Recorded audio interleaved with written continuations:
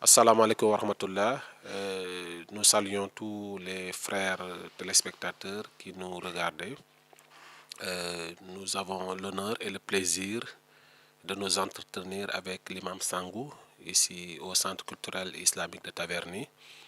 Imam Sangou, que tout le monde connaît, qui a œuvré pour l'islam depuis plusieurs décennies ici en France. Et donc nous allons sans tarder lui donner la parole pour qu'il le présente mieux aux téléspectateurs avant que nous entamions l'entretien. Bismillah, Imam Sangou. Merci beaucoup. Wassalatu wassalamu ala rasulullah sayyidina Muhammad wa ala ali wa ashabi ajmaïn. Chers frères musulmans, je me présente à vous.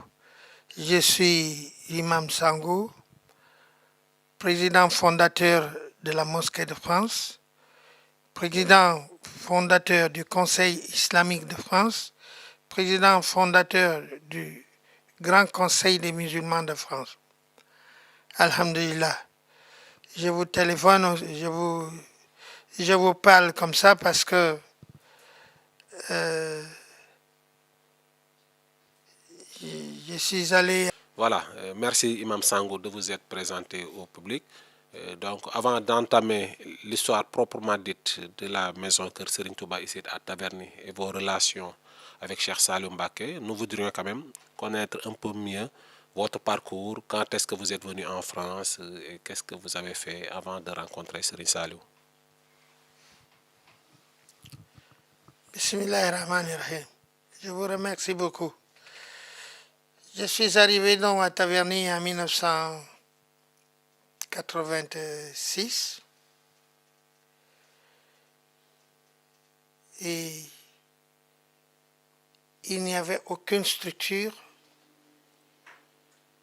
pour que les musulmans puissent faire la prière. Je partais tous les vendredis faire la prière, faire la prière à la mosquée de Paris en transportant des jeunes dans ma voiture. Et quand j'ai trouvé que la mosquée de Paris c'était loin, j'ai découvert la mosquée de Stalingrad. Je suis allé à la mosquée de Stalingrad, ça faisait plus proche de Taverny. Et après ça, j'ai découvert la mosquée de Sannois, la mosquée d'Hermont, et après, j'ai découvert la mosquée de Saint-Olomone. À Taverny, il n'y avait pas de mosquée. Il fallait donc, moi j'avais des possibilités qui me permettaient de sortir avec ma voiture en transportant 2 ou 3 personnes, des enfants, pour partir faire la prière. Mais le mieux pour nous, c'était de faire la prière à Taverny. J'avais ma mère devant moi et avec ma mère, je me rappelle très bien que je suis allé plusieurs fois à la mosquée El Fateh, qui se trouvait rue de Polonceau à Paris, faire de la prière là-bas. Encore une fois, j'ai dit que j'ai trouvé que c'était plus proche que la mosquée de Paris ou bien que la mosquée de Stalingrad. Alors, je peux vous dire une autre chose. À Taverny, le culte musulman n'était pas assis. Le culte musulman, on l'a fait dans une maison ici, à Taverny,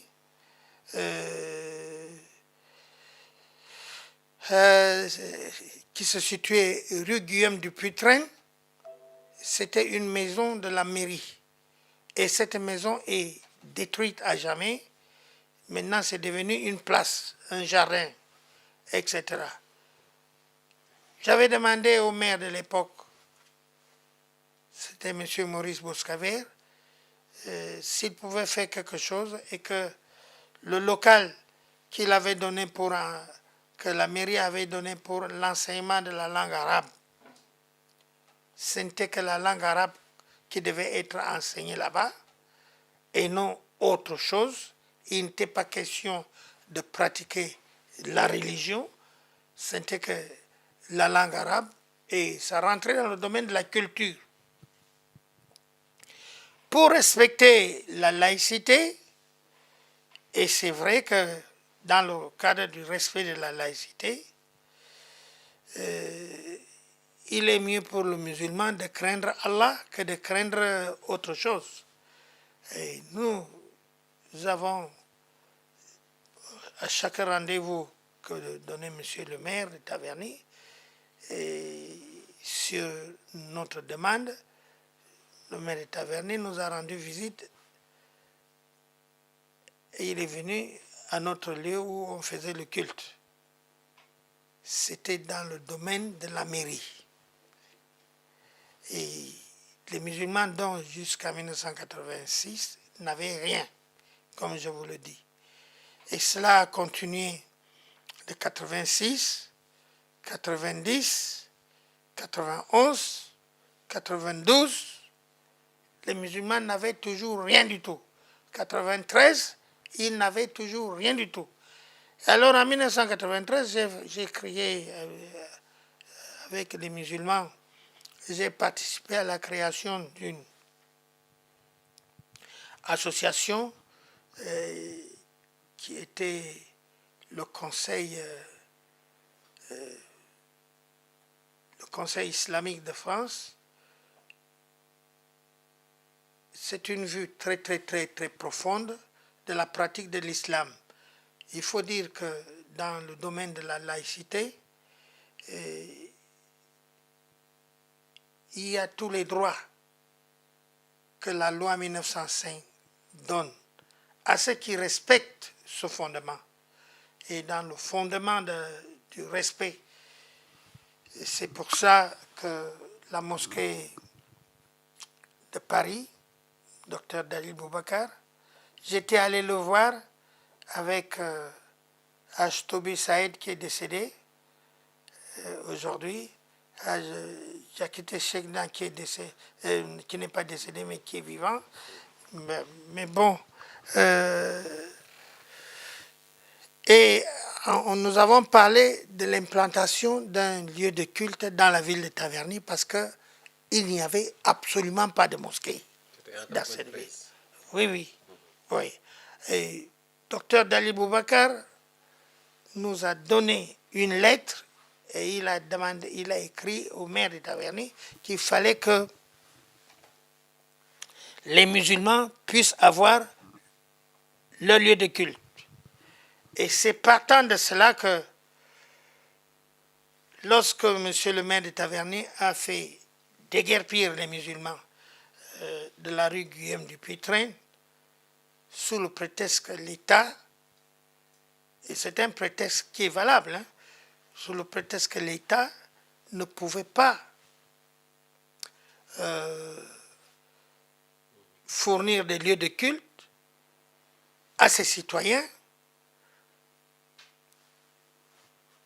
eh bien, j'ai transformé mon logement qui se trouve au 30 bis rue des Malais, j'ai enlevé tous les meubles qui étaient là-bas pour rassembler les musulmans, faire la prière. Et là, nous avons continué à faire notre travail, toujours dans le domaine de la légalité. Il fallait respecter la loi, il ne fallait pas faire n'importe quoi. Bon, je suis allé pendant ce temps-là chercher toujours tous les marchés qu'il y a en région parisienne, toutes les mosquées, je prenais un rendez-vous là-bas. Je peux vous dire que ce soit la mosquée de Paris ou bien la mosquée de la rue de Polonceau ou bien que la mosquée de Stalingrad, j'ai eu à prendre rendez-vous, mais j'attendais parfois 2 mois ou 3 mois pour avoir un rendez-vous, pour pouvoir participer. Particulièrement la mosquée de Stalingrad, j'ai attendu 3 mois pour avoir un rendez-vous. Et quand le jour du rendez-vous est arrivé, je suis arrivé là-bas, c'était dans la cour. Ce n'était pas dans la mosquée, mais en dehors de la mosquée que je devais placer des gens pour ramasser de l'argent. Bon. Donc je m'y connais en ce qui concerne le problème de ramassage d'argent, les mourir et tout comme ça, je peux vous connaître, je peux connaître et je peux raconter très bien le processus. Le problème est que M. Larbi Keshat, qui est l'imam de la mosquée de Stalingrad, que je connais très bien, et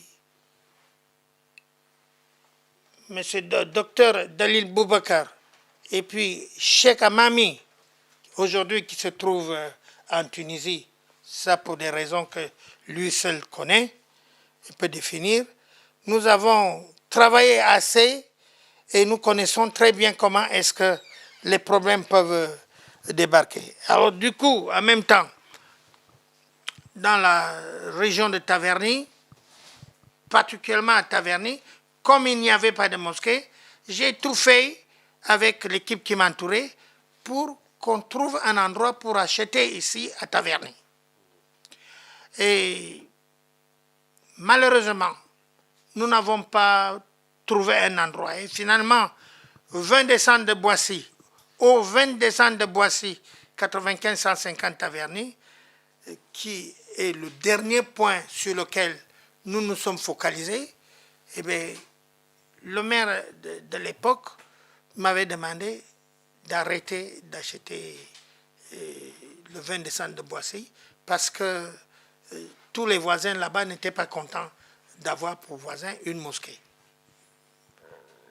Alors du coup, je suis rentré et je crois 3 mois après, le même maire me dit de partir voir sa secrétaire qui me donnera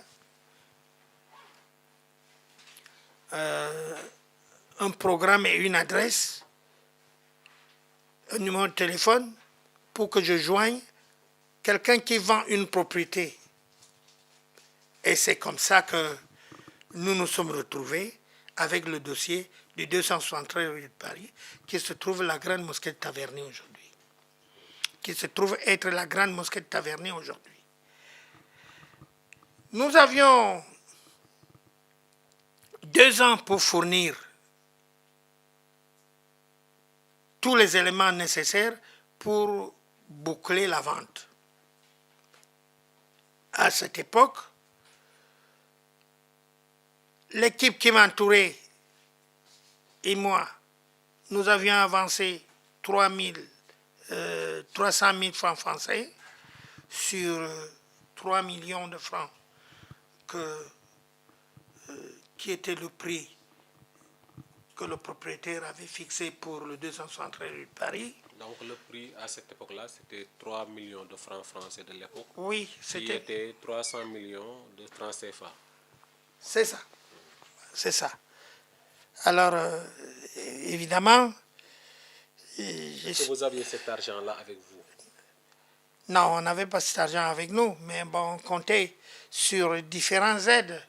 On comptait sur la conférence islamique, on comptait sur la Ligue du monde islamique de la Mecque, la conférence islamique, on comptait sur Nadwa al-Mina Shababi Islamia, on comptait sur les différents organismes qui pouvaient nous aider. Mais à chaque fois, le séjour que je devais mettre en terre d'Arabie, c'était un séjour excédant 2 mois, 3 mois, etc. Et très souvent, je me rappelle très bien que la dernière fois, c'était un teskia que m'a remis Nadwa al-Mina Shabab Islamia de Riyad. Et puis, je suis allé remettre ça au prince Al-Walid Ben Talal, et qui ne pouvait me répondre à cette lettre que lorsque je suis revenu à Paris. Donc, il y avait un problème. Un problème qui était d'ordre financier, un problème qui était d'ordre administratif. Voilà.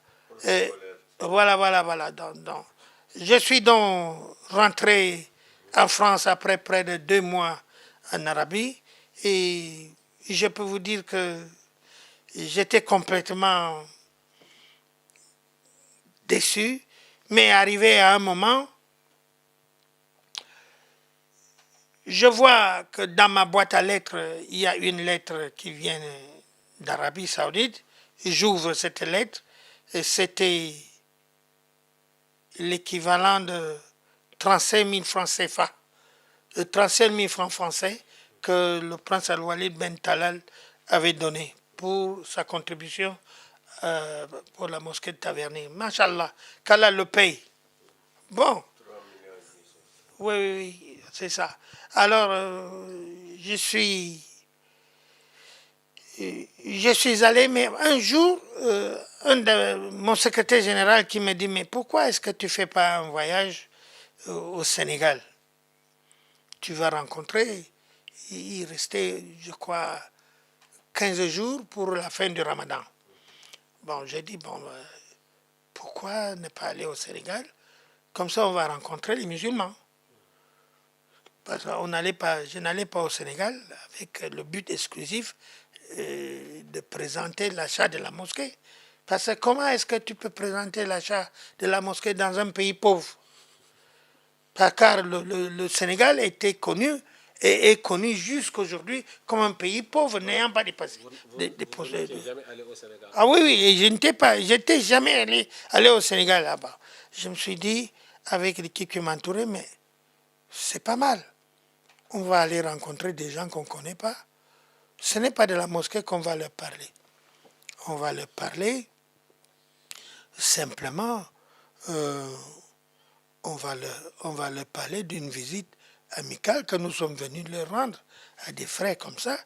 Et c'est comme ça que je suis parti au Sénégal. C'était une équipe de 3 personnes. Il y avait moi, il y avait Aladji Diakité Chekna, et puis il y avait le petit, comment on l'appelle, Papa Djan. Papa Djan qui était en même temps mon fils, mais qui était en même temps mon porte-bagage. Je suis arrivé et c'est curieusement dans un hôtel qui se trouve à côté du marché de Sandaga que, que j'ai habité. Et c'est dans cette mosquée, j'ai appris que le propriétaire de cette mosquée, c'était un mouride. C'était la première fois que j'entendais un mot comme ça. Qu'est-ce que ça veut dire un mouride? Je ne savais pas ce que c'est que les mourides. Parce que maintenant, je peux vous dire une chose, les mourides ont un travail formidable. Parce que le travail de Cheikh Ahmadou Bamba, pendant que j'étais en Afrique, durant toute ma tournée en Afrique, quand je suis arrivé en France après 30 ans, je n'ai jamais su ce que c'est que Cheikh Ahmadou Bamba. Mais bon, lorsque je suis arrivé au Sénégal, je suis arrivé à Dakar, je n'avais pas compris ou même les propos concernant Cheikh Ahmadou Bamba ne m'étaient pas donnés parce que l'occasion ne se présentait pas. Alors, il est arrivé que Pape Jean est venu me dire, nous, on va partir à Touba le lendemain matin. Nous partons. J'ai dit, mais Touba, c'est à combien de kilomètres d'ici? Il me dit, une chose comme ça, que c'est à peu près, voilà. Il me dit qu'en voiture, ça va faire à peu près 2h30, 3 heures de temps. Bon, voilà, nous, le lendemain matin, on s'en va. On arrive à Touba, et puis, qu'est-ce qu'il fait à Touba? On arrive à Touba, et puis, il commence par me montrer, il va avec moi dans le domicile d'un monsieur qui circoncis tous les jeunes, tous les enfants là-bas. Il s'appelle Cheikh, c'est Cheikh, comment il s'appelle? C'est Cheikh Younous ou bien... Voilà. Bon, je l'ai rencontré ici, il est venu ici là une fois. Et nous sommes allés vers 21h30 comme ça. et on a dormi dans un organisme qu'on appelle Hizb ut-Tarqiyyah. Hizb ut-Tarqiyyah, le lendemain matin, il y a le jeune Papadien qui me dit, Cheikh, maintenant, il faut qu'on parte. On va voir le calife. Pour la première fois, j'entendais le mot calife. Je ne savais pas ce que ça voulait dire. Qu'est-ce que ça veut dire, calife? Je ne comprenais absolument pas. Alors, je suis allé directement avec Papadien, à la Diakité. On est allé dans la maison du calife qui se trouvait juste à côté de la grande mosquée de Touba. Et mon étonnement le plus grand, c'était que une fois qu'on a ouvert le portail de la clôture, j'ai vu une accumulation des gens qui étaient assis. La personne même que je venais voir était assise, avec des cheveux ébouriffés, des vêtements, je ne vous dis pas malpropres. Si on me les donnait, ces vêtements-là, à l'heure où je vous parle, je ne les prendrais absolument pas. Absolument pas. Et je vois que c'est vers cette personne que Papadien me fait m'accroupir. Je m'accroupis, et puis Papadien me dit, maintenant, l'album photo, ouvre l'album photo. Évidemment, j'avais, par précaution comme ça, j'avais pris l'album photo, ce n'était pas pour présenter. L'album photo de la maison, de la maison que vous vouliez acheter. Oui, l'album photo de la maison. J'avais pris l'habitude de partir partout avec l'album photo. J'avais dit, on ne sait jamais, cela peut arriver comme ça. Mais tu comptais pas. Voilà, non, je ne comptais pas, absolument pas. Et puis voilà, la première chose, c'est que Papa Dieng me demande, lorsqu'on est au niveau du vieux en question, il me demande de feuilleter et de dire tout ce qu'il y a sur chaque page. Je lui explique, page par page, je lui explique tout. Quand... Il t'écoutait avec attention. Oui, il m'écoutait avec attention. Il y avait la photo du préfet, il y avait la photo du maire de Taverny, il y avait la photo du ministère, il y avait diverses photos, etc.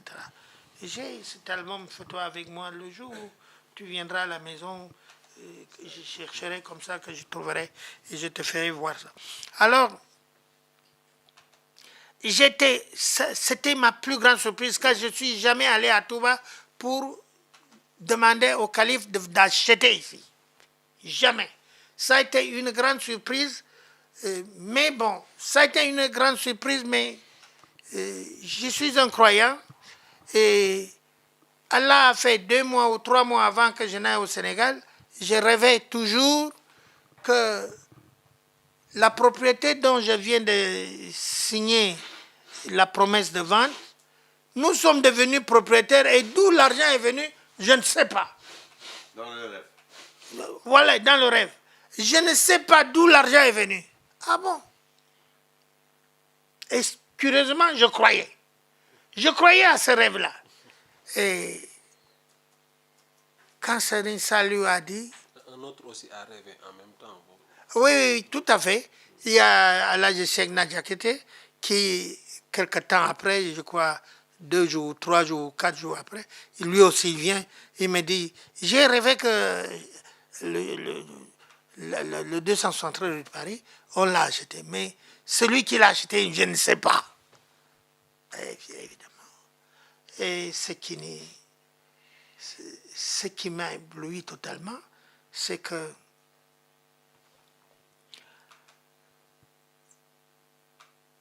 je ne savais pas moi-même qu'en montrant les photos, page par page, eh bien, on pouvait aboutir à ce que celui à qui on montrait les photos puisse dire qu'il achète. Et non seulement qu'il achète, mais que non seulement qu'il achète, mais qu'il ne vienne jamais voir ce qu'il a acheté. Et qu'il dise à celui qui a acheté et qui lui montre le truc, retourne continuer ton travail. Il m'a dit ça.